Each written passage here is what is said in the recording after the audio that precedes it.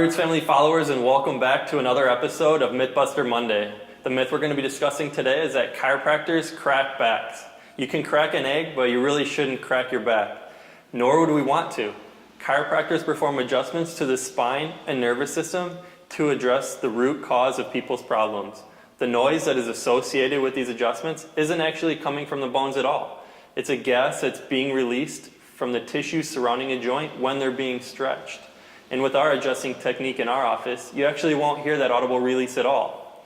Most people are so relaxed during their adjustments that they either fall asleep or they don't want to get up off the table. And that's because the adjustments are gentle, specific, and they finally feel their body relaxing.